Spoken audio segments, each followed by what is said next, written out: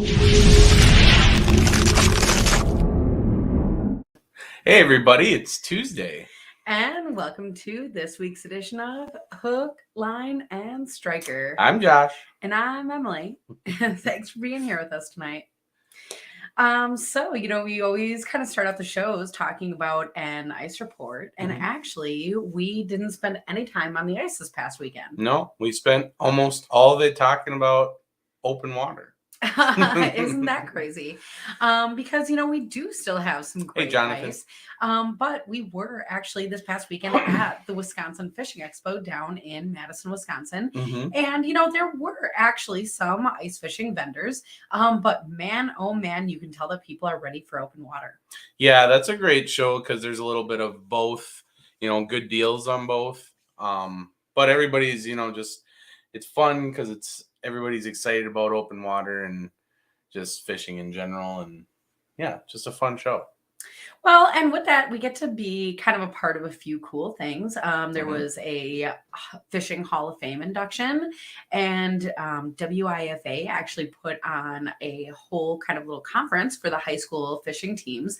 And that was sponsored by Daiwa. And actually, that was really cool. They had a ton of giveaways, and they brought on some speakers, and they talked about, how to get into the field, or if you want to work in fishing. That's something that a lot of high schoolers are starting to think about, is what they're kind of doing as they move forward.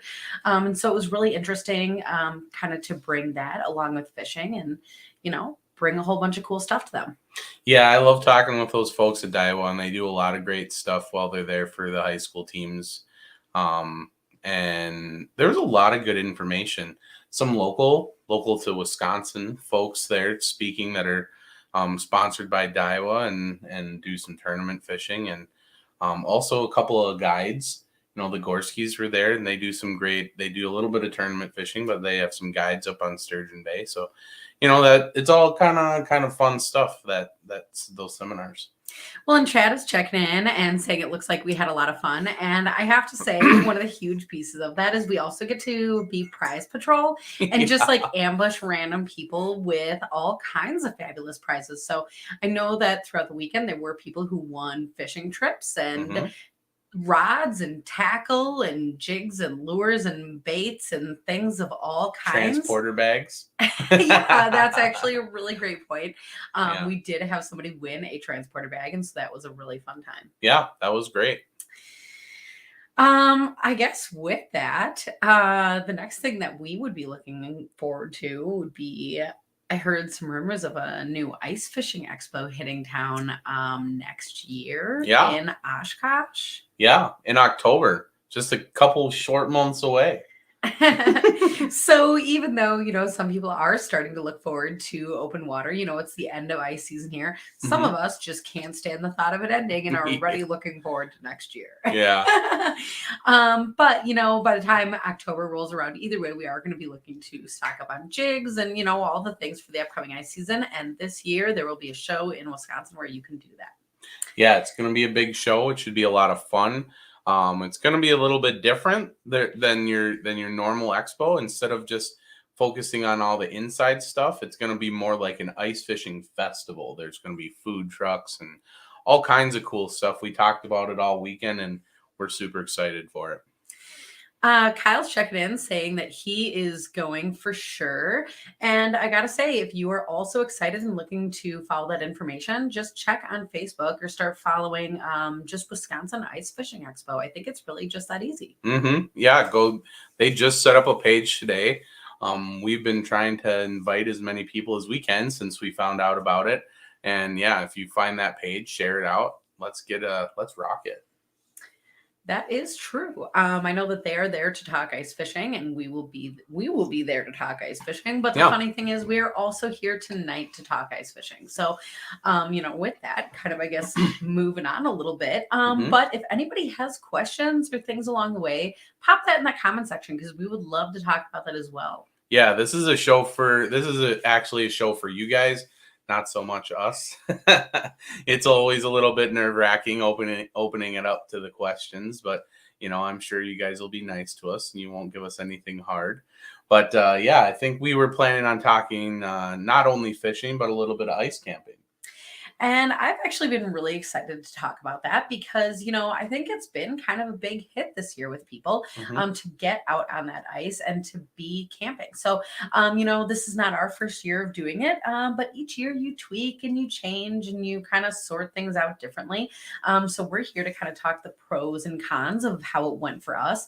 But if that is something that you guys are interested or doing already, we would love to hear your, tips or pros or cons or questions or whatever that is. All right. So before we delve into the ice camping, our buddy John has a question about what are we using to store blade baits? Well, John, that's a great question. And the answer that I'm going to give, and that I'm reading Emily's mind, is going to be the Vault from Lakewood Products. And I know, you guys know that we're kind of partners with them, but honestly, they make probably one of the best hanging storage systems for anything with a treble hook.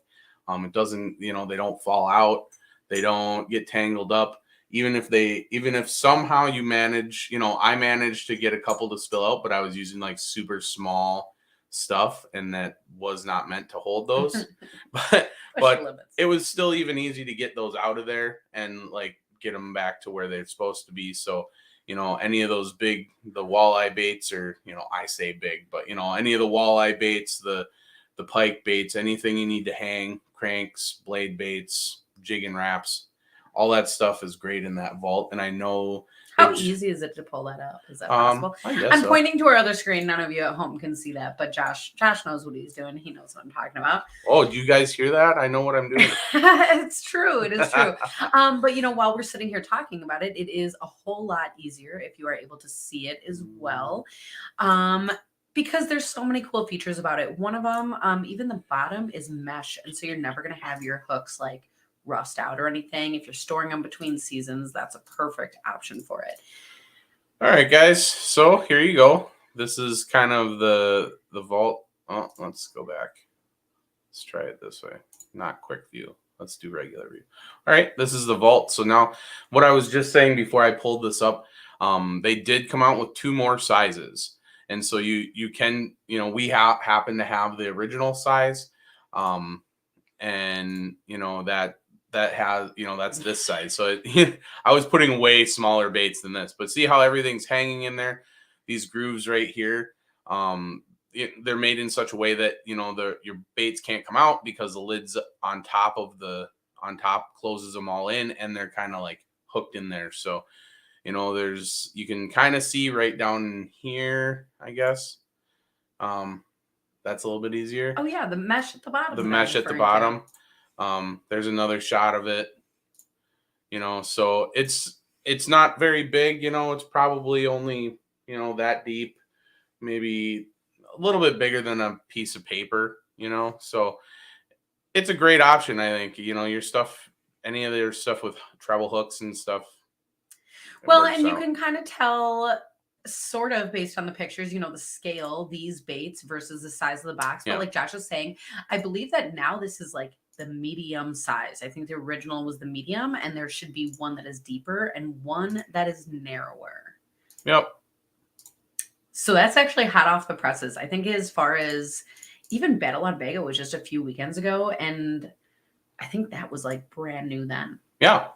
Yeah. So that's, if you have any more questions, that about that kind of stuff, we won't take up the whole show with that. So just, hit us up on either Facebook or email us or whatever. You know how to get a hold of us. Jonathan is laughing though. He said he forgot about the Vault and with a sad face. And this is a great opportunity to, not only talk about it, but talk about the new size options. So that was awesome. Well, and I'll give a little bit of a plug here. So there is like a 10% coupon or something on our Instagram. Can't remember what the code is. I can look it up and post it later, or you can just go over and look at our Instagram profile pic. I have them all listed there. But there's a 10% off of all the Lakewood stuff on our Instagram. And love what Wes is saying. He says, I enjoy throwing them all in a Plano and cussing myself for an hour and trying to get them to separate. Oh yeah, because I'm always so sharp. I just place them in the right way, then it'll be no problem. Yeah. And then I'm out there and I won't switch baits because they're too tangled. Yeah. That's funny. No, I just miss out. I just watch you catch fish as I'm untangling them. Oh my gosh. Those like cases though, the best thing about that is organization is key, to be an effective angler. And especially as we move to talking about ice camping, Hmm. if you know how to stay set up, if you know where your things are, then you're not gonna have stuff laying around and kind of being in the way or lost. Because that's something that I hear about all the time on all of these fishing forums is, heading out to the lake or coming back or stuff was dropped or lost or forgotten or all of that. Hmm. And it's crazy to think about until you're the person that, drops something somewhere. And so that organization is a huge piece of that. Yeah. Looks like you're digging for a picture or something over here. Yeah, I'm just queuing up some pictures because we're gonna start talking about a little bit of our ice camping, and we're a big fan of visuals on this show. So if I have some visuals, then I'd like to share them. So, as far as how did things go for us, there's a few things that right off the bat made a huge difference from last year to this year. The first one was that we were able to get a snowmobile. Yeah. And so, honestly, I last year we just went out, we drag all of our things, or you plan to not go too far. But when you have to drag all of your stuff, by foot, you really, really, again, we were talking about organization, you really have to be careful of how you're packing and all of the weight and all of that. And that's also true with the snowmobile, but it's a lot easier to make a second trip to the truck if I need to, or whatever like that. So that's a pretty obvious upgrade there. Hmm. And the next one is, in the past we had used kind of like a round hub. What is it? Like a 6-man, 8-man, or whatever it's Yeah, it's advertised. the clam spearfisher. So I think it's like 4 to 6 people. I think it's rated for. It's a decent hub. It hasn't really broken on us yet. So and we break things quite regularly because I'm not a gentle person. But yeah, that was okay. It was just a little squished. Between the two of us and the dog and all the fishing stuff, it is amazing how quick a hub will fill up. So we actually did, I know we've posted and talked about it a few times, but kind of upgraded to that Otter Monster Lodge. And gosh, it is a lot more space. And we get to do a lot with the way that we set up the inside. So that has also been super successful. Yeah, so Georgia Outdoors coming to us from YouTube. What I think is best. So that's a good question. So we got the Monster Lodge, and I think the answer to your question is going to be slightly vague, but the most appropriate, and that's because one that gives you the most room is going to be best. So what I mean by that is like the Monster Lodge is 112 square feet. Um, at the time, that was the biggest one. I know Eskimo just came out this year, beginning of this year, with the 850 XD, and that's 114 square feet. Has a What I like about the XD is that it has a full length door. So that's one thing to consider when you're camping, because if Dragging you all your you things in have and to drag a out. bunch of stuff in, like cots and tables and this and that, and so you know the monster is great. And I'll pull some shots up here. Let's see, can we do that? Do we like that? How about this? No. Let's do that. All right. So this is kind of our first setup here. um it was okay. uh this is our first time setting up the Monster Lodge, and it was actually pretty slushy. So we're gonna just go through a bunch of pictures. So excuse some of our outtakes here. So we do have a wood stove for it. If you search for wood stove, otter outdoors wood stove or something like that, there's a really cool YouTube video on how to make a stove jack that fits the windows of the Otter, and that really did kind of drive our decision. Look at all those pictures. Yeah, there's some outtakes though. So this is kind of where what our what we had for a setup to begin with. This is our first time setting it up, so we did use just the cheap mats off of Amazon. They work great.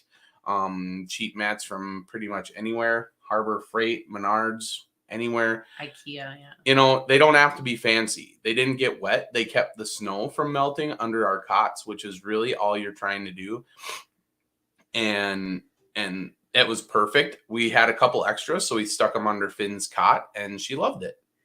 And she's sleeping there, so you Yeah. can tell. Yeah, that went pretty well. On top of the cots, well, I guess starting with the floor mats, that does help the cold from coming up under the cot.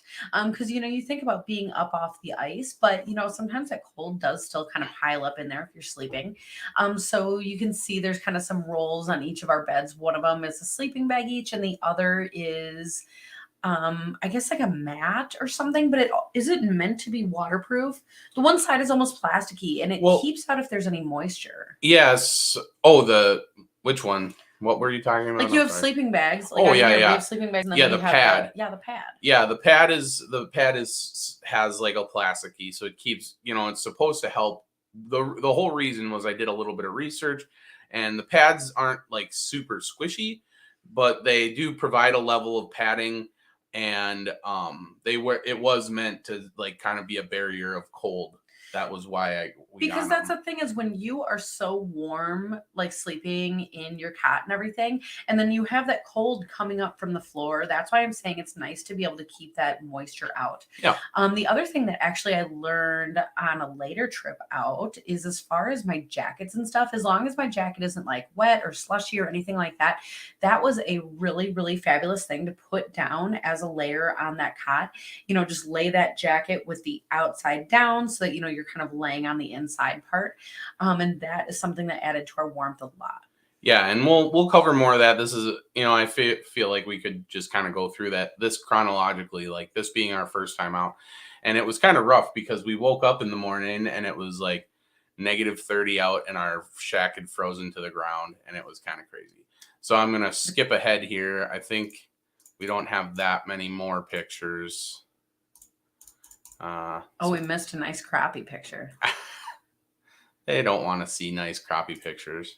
But I will share this one. So this is something that you should be, just aware of with, with the being overnight.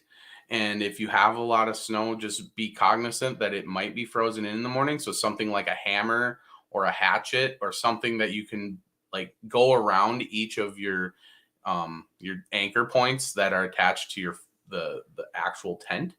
That would help a lot. Luckily we had a hatchet with, and so it made it easier, although it was super cold. This was also a case where when we set up, we chose like nice fluffy snow and there weren't many holes. And, I don't want to say this was early season because there was plenty of ice to be out there camping, because that's always the number one rule. Don't go and camp out on thin ice or questionable ice. But like, so when we drilled holes and a bunch of water came up, and that did in part cause that slush, there was all that snow, all that weight.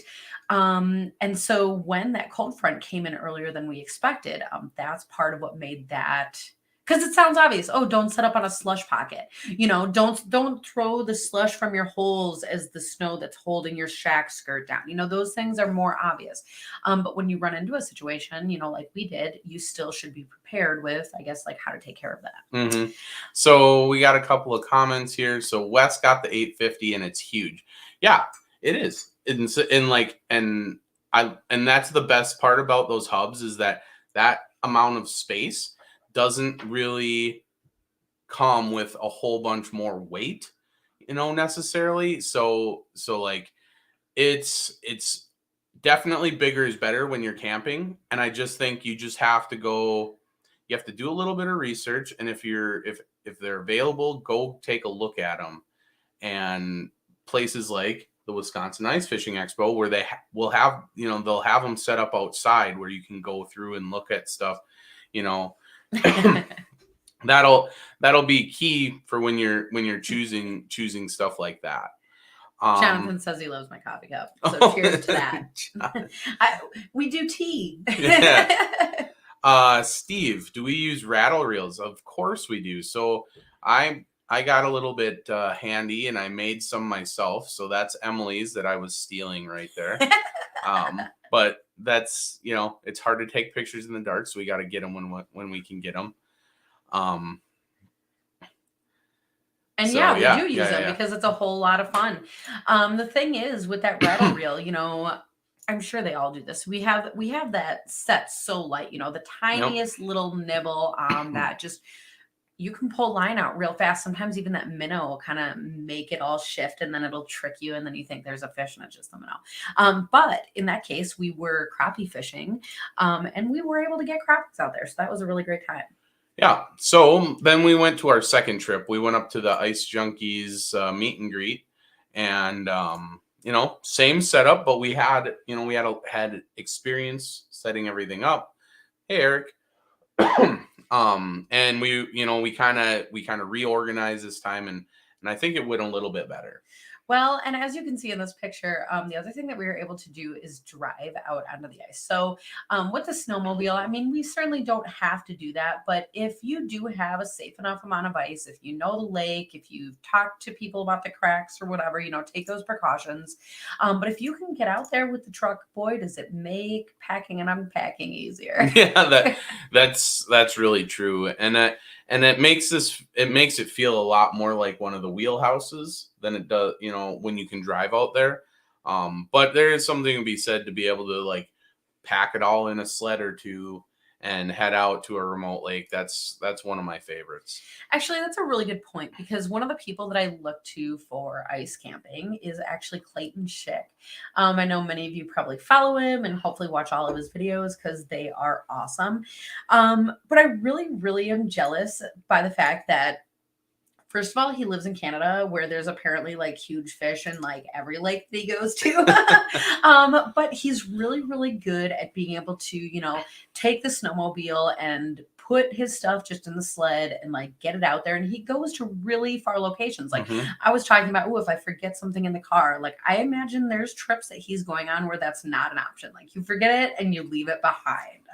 And you just have to admire that because you see that setup, you see the camping, you see the staying out there, all the things that we do.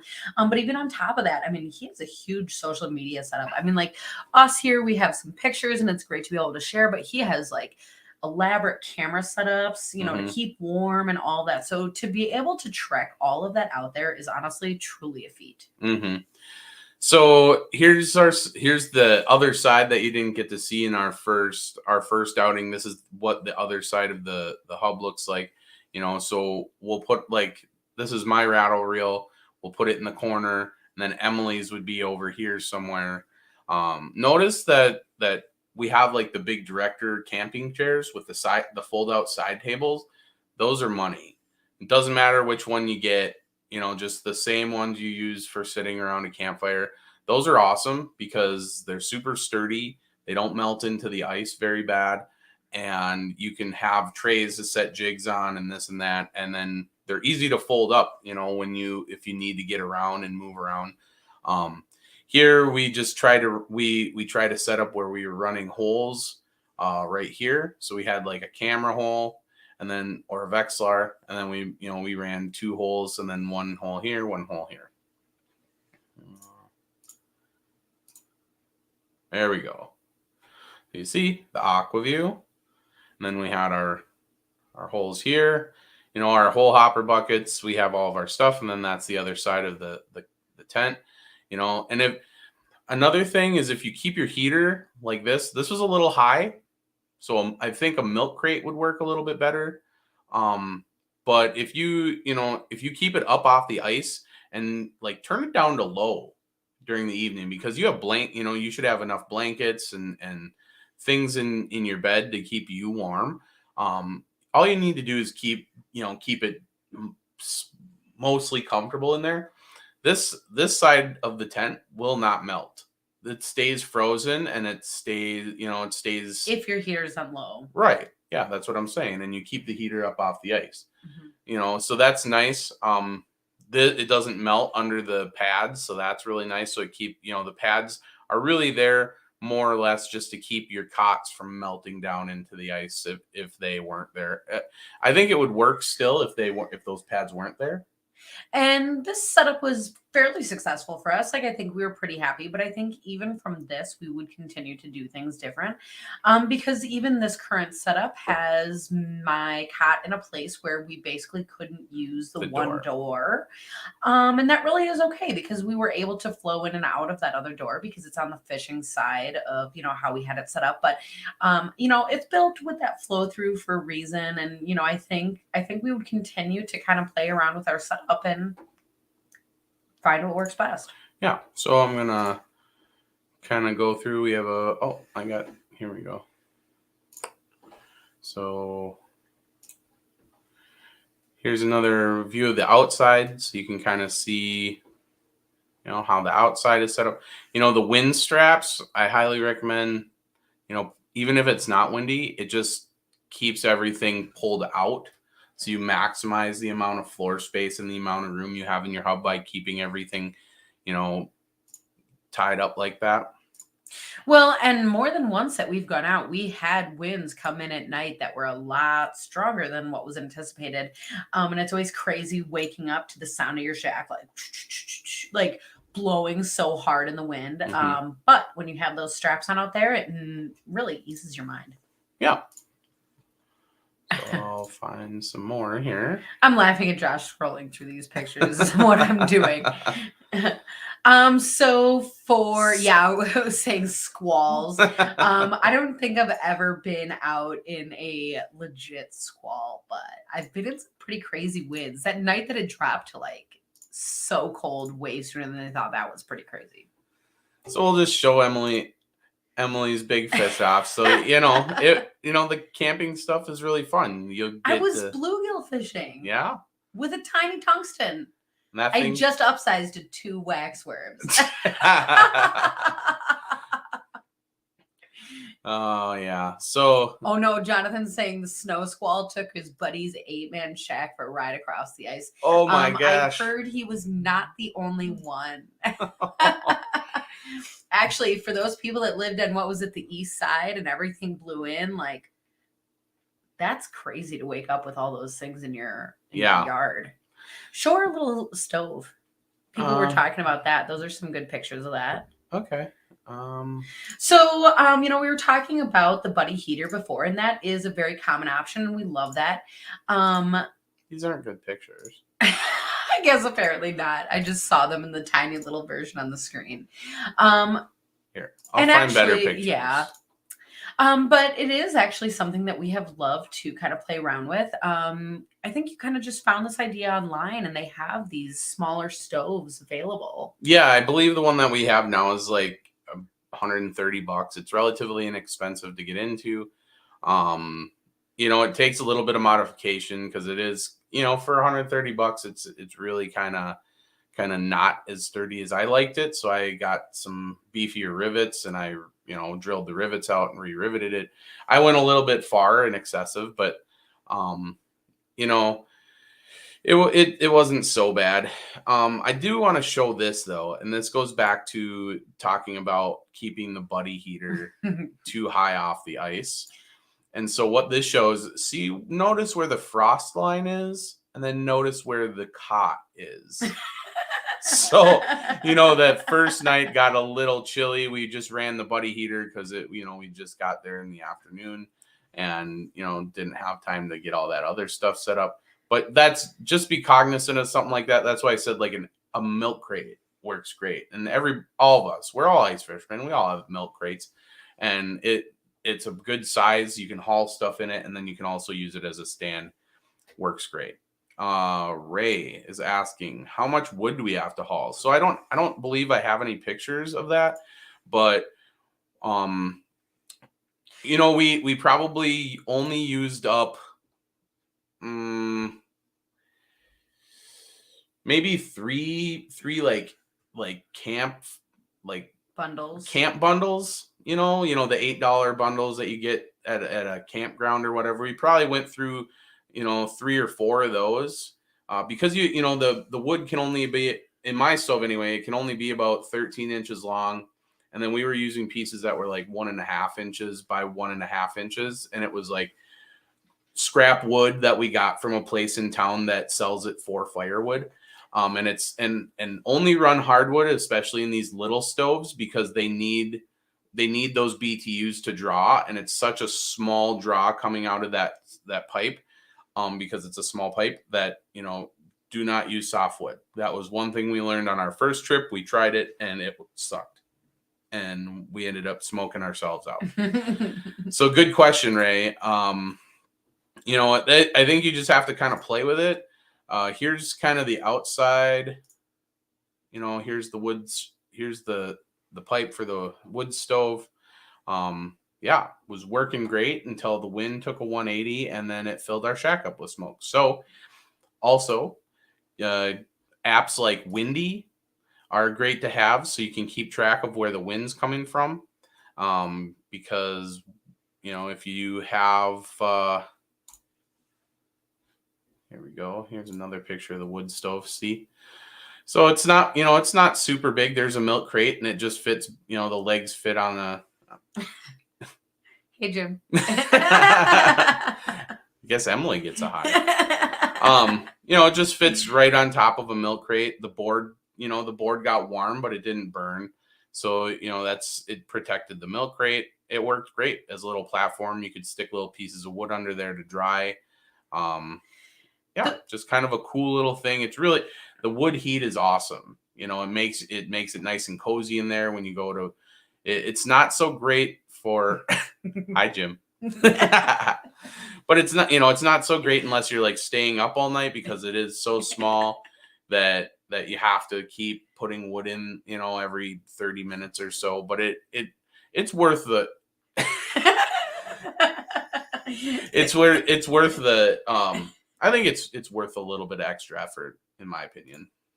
And it was great to cook on, actually. And you hear all these different things that people do. I don't know if anybody out there has a Costco membership. I know that's maybe a long shot. But back in their like deli section or whatever, they sell it's like a foil pan, and it's like pre-made stuffed peppers. And we got that, put a little foil over it. We put that on the wood stove for, honestly, I cooked up pretty similar as what I would have done in the oven. And that was one of the best ice meals that I've ever had. That worked out so well. And it just was great. I thought you were going to pull up a picture of that. Of what? The ice meals? Yeah, cooking. Well, that was way far back. Skip it. You're way too far. Other ice ventures. He's looking at our screen here. Well, I'm moving to our last outing. Oh, yeah. Tell us about that. So that's what I'm working on. I'm trying to remember here. So many things ago. So many weekends ago, yeah. Did I miss it? I think you missed it. All right. Well, keep talking. Oh my gosh. Costco has a dog, Lazy Boy. It's amazing. That's really funny. Wes, go and get those stuffed peppers and take them camping with you. Oh my gosh. As far as fishing, I'm looking forward to this weekend, and we are supposed to get some crazy weather coming in, like a ton of rain possibly. So I was actually speaking of shacks, we just picked up new shacks, actually. Oh, yeah. Because, we're sitting here talking ice camping, and, that's for the situation where you set up camp and, maybe you kind of fish around the lake, or maybe you fish right on inside there. But there are just times where we do need to be way more mobile. And we have Eskimo Evos, and we do really like those. Those, it's a one man. It does flip over, but it kind of pops out kind of the way that a hood or a hub does. And those are great, but they are a little bit stationary. So we actually ended up also getting the wide one Infernos. And, we honestly have not even gotten to hit the ice with those yet. And so I was looking forward to a good weekend coming up. But if it's going to be like almost an inch of rain by us, that's going to be crazy. Sitting here hiccuping, sorry. I don't know. Wes is asking, when are we going to spear dinosaurs? Honestly, Wes, I love to catch sturgeon, like on hook and line. Like we've gone up to the Menominee when you can do that in season. And I love catfishing, like for big fish like that. But I don't know what I would do with that much sturgeon. Did we We only ice camped 2 times this Oh. year, and you're looking for more things. The last time that we took our hub out was when we went for trout, Oh, for trout. but that wasn't camping. Well, and there's De Pere too. We Oh, use it yeah, for De that's Pere. true. That's where I was getting confused. I do have one little video though that I'd like to show because I think this is an important piece of equipment that I think gets overlooked. And I think it's a cool little piece that maybe not a whole lot of people know about. So Well, I'm even interested to see what you're talking about The because I little have no fan. idea. Oh, And I didn't know that you had a video of Yeah, I that. have like an 8-second video somewhere. Okay, well, you find it and you let us know. I'll try. I'm seeing a lot of faces pop up. I'm imagining that's in response to the weather that might be coming this weekend. Hey, if you've heard different and you're going to have better weather, I'm coming to where you're at, so hit me up. Actually, with that though, as far as upcoming adventures, I've almost been thinking about going up to Minnesota, for some burbot fishing. Minnesota I for haven't some even burbot? told Josh that yet. Yeah, I just would love to do that. So here, it'll restart here. But that's a heat induction fan. And so it's a thermal fan, and these little fins collect heat, and the heat powers the motor, and the fan brings air through the fins, which cools the fins off, but it's warm air. And so you can distribute your heat around your shack a little bit better without having to carry batteries around. It works on the wood stove, works on the buddy heater. It's really cool. It is actually really cool. And it's amazing how much it does make a difference in the shack, as far as that heat distribution. So that was a really fun thing that you came up with that this year. Yeah. If you are camping, the other thing that we were really successful with is having one of those like camp fans that hang from the ceiling. There's a whole bunch of different variations, and I think that they're pretty affordable these days, but that's something that definitely helps push that heat down back to where you're sleeping. We showed that one picture. It had like basically the ice line of where we were sleeping and stuff. But if you have your fan going, that's going to help prevent that as well. Yeah, absolutely. And we ran out of we ran out of a battery pack for that fan once, and then it got really cold in there.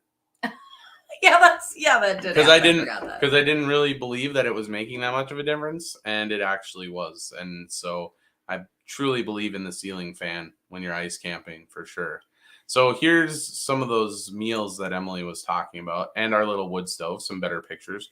I threw a few extra onions and peppers on the top, but that's pretty much how it comes. And then honestly, to cook it, I covered it in foil so that it held that heat in. But that was just such a beautiful picture, and it tasted honestly as good as it looks. Yeah. And so if you notice, the wood right here, that ended up being not good wood. So we had to cut it down, and a bunch of it was pine. Yeah, it was not fun. But you live and you learn. Now we know. Eric is asking, did you get on ice at all in Madison? Eric, we just spent this entire last weekend in Madison, but we were indoors literally the entire time. Mm-hmm. We actually stayed at the hotel that was attached to the Alliant Energy Center, and that is fabulous to not even have to be able to go out in the cold. But then I didn't even have to go out and ice fish or anything. So I don't know if there's still ice after this weekend. Maybe we'll still get down there, but otherwise I'm booking for next year.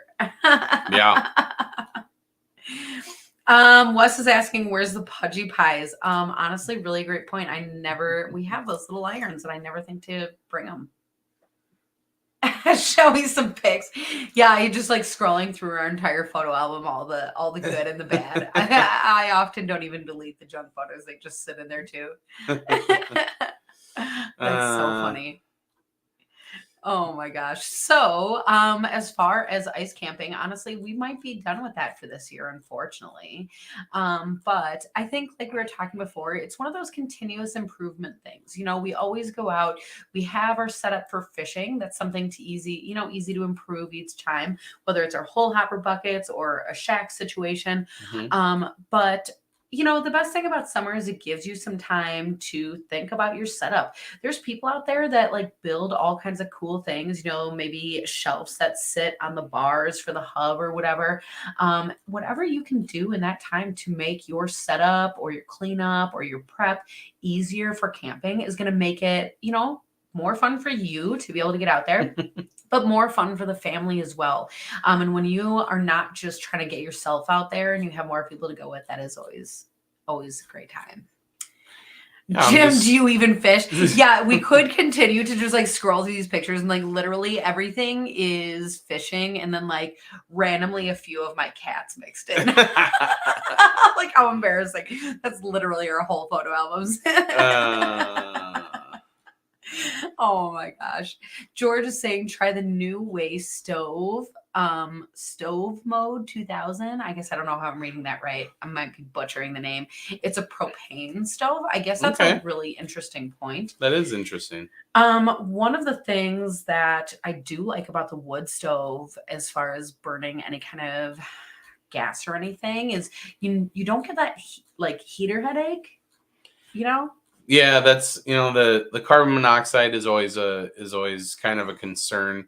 But I think the biggest difference between the propane heat and the wood heat is the amount of moisture in the air. So, you with the propane you are getting water vapor too in addition to your heat, and it kind of does, that's why you get the frost on the inside of the shack a lot of times because it'll go up against. Oh, okay. It's vented. So nice. So it has the venting for the carbon monoxide. So, it's something to look into for sure. Can It you sounds pull it up? Pretty cool. No, but I can type it in there. I don't have any more pictures to show you. So. You don't even have. Yeah, Jim. There's no more fishing pictures. There's no more pictures to talk about. Wes listening to Josh talk and say moist about the shack walls, gross. As far as we are kind of ticking down to the end of ice season here, and I hate to talk about it that way, but boy, does it sneak up fast. And I guess one of the things I'm interested in is just asking a really super general question. One of the things that I hate about ice season was when all the shores melt. And does anybody have a really ingenious way to get from land to the ice that I know is out there? Because the best fishing is always right when the shores are too bad to actually get out to your favorite spot. Yeah. Every year I dream about like finding at a yard sale. I think they call them like lily pads, like those giant things that people bring out with their boats in the summer. And then you can just like walk on it and float and all that stuff. I imagine if you took that from the shore to the ice, like, could you just walk across? Jim says just a big plank. Yeah, I don't want to bring that with me. Have you ever seen Emily try and walk in a straight line? Yeah, right. Tell me to walk on a plank. Yeah, I'm going to be right in that water. Just bring my waders. That's what you should tell me. Well, it looks like there's a couple different models. It looks pretty cool. Get on Josh's back. Yeah, right. Make him drag all the equipment and our dog and me. Bring your waders. All I got to say is I got waders. Yeah, these are kind of cool. I wish they had some more pictures, like additional pictures of like the insides and stuff. I'm also wondering like how light or heavy they are for like mobility onto the ice. But let's do the small one. That's 12,000 BTUs, 10 pounds. Oh. So that's cool. The nice for ice fishing shanties and deer blinds. Look at that. There you go. Says it right there. That's super cool. Yeah, that is cool. And so the nice part about that, it has the venting for the carbon monoxide. So, you don't have to worry about that so much. But yeah, that's cool. They also have wood stoves. Jim is saying kayak, and I thought he was going to try to put one of these stoves on a kayak. And I was going to say, no, Jim, don't do that. But I'm realizing you mean to get out on the ice. Two conversations at once here. Go ahead. I'd have to do some more looking at these stoves, but even the wood stove at $155 doesn't seem like that out of hand. 8.5 pounds. That's about what ours weighs. Yeah, That's pretty sweet. 180-day warranty. So, use it for an ice fishing season and maybe you won't like it. Who knows? Cool. I'll have to save that one. That is the nice thing about coming here and talking about all this stuff, though, is because, we know some things, you guys know a whole bunch of things, Yeah. and kind of to be able to come together and in that fishing community and talk about all that is really fabulous. And hopefully we all kind of learn something in that process. Jim, you're one step ahead of me. Quit reading my mind. Oh gosh, I'm not ready for the boat yet. Oh, George Outdoors says that new wave stove will heat an 8x16 shanty. Well, that's pretty good. So at 112 square feet, the Otter Hub is 8x14. So that's right there. That's awesome. That is actually really awesome. Yeah. What else you got? What else do I got? I guess as far as ice camping, just some little details. We talked about like having food and having your fishing stuff and setting up and sleeping and all of that. But I guess one other thing that I'm going to throw out there because it makes a huge difference for me is, make sure that when you're camping that you do really bring a change of clothes and stuff. One of the things is, whenever you have any kind of, here, I'm going to say that word again. Whenever you have any moisture that builds up, anywhere around your body, your socks, even if they get just a little bit damp, maybe you took your boot off, you accidentally stepped in water, or maybe just, from sweating, setting all things up and everything. Having dry socks to go to, or having, clean clothes to go to, that's funny. That really makes a huge difference. Just putting on pajamas at night, putting on something warm like that, being able to change into clean clothes that next day. Honestly, that really will help extend your trip, make you feel comfortable, help you, continue to stay warm. Mm-hmm. I know a lot of times people just assume, oh, I'm going to be out on the ice. Nobody's out there. I'm not going to shower. So I'll just keep these clothes on. And that's cool. That's the decision that you have. But also try another time to bring other clothes because you might find yourself really happy with that. Yeah. And I mean, always the big question is the bathroom. And quite honestly, simple is the answer here. And just bring a designated 5-gallon bucket and some bags and put some kitty litter underneath the bag. And then when you pull the bag out, you can put kitty litter in there. It'll absorb any moisture. There's the word again. And you can, and then you won't have to deal with any of the gross leaks or anything when you go to haul it out later after it's frozen and stuff. So, yeah, that's a good option too, Wes. But, a pool noodle and a 5-gallon bucket, doesn't get any better than that when you're ice camping. Yeah. I've definitely rented ice shacks from guides that were way less comfy than our ice camping setup. I'll just say that. That's funny. But if you guys continue to, think about ice camping, have questions or whatever, you can feel free to post that here, get a hold of us or whatever that is. Or if you have something that works really well for you, we still want to hear about that. So come and let us know what that is. Come and post that here because we're interested. And even if this ice season ends, which I hate to talk about, next year's is still coming. And I keep looking forward to that. I don't know. There's always new destinations, new stuff coming up. Finding that night bite, all of those different things. That's always a really great time. Yeah. So thanks for being on the show, Emily. So if people want to follow you, how do they do that? Yeah, that's what we always ask people. Yeah, I guess at this point in the show. But bye, Jim. Continue to follow us here on Tuesdays because we have a lot of great guests coming up in the next few weeks and a lot of diverse topics. So no matter where you are kind of around the country or what you're fishing for, I am betting that we have a great topic coming up for you. And, we kind of started the show talking a little bit about some organization and some liquid products cases, soft-sided hard cases. And if you're interested in a little bit more about that, we actually also do have our Thursday show. And this Thursday, we are going to be talking with Isaac, who knows a whole bunch about liquid products and more fishing than that. So, if you're looking forward to hearing more fishing, either follow us here or follow us there. And with that, looking forward to seeing you on next week's edition of Hook, Line, and Striker. Night, everybody.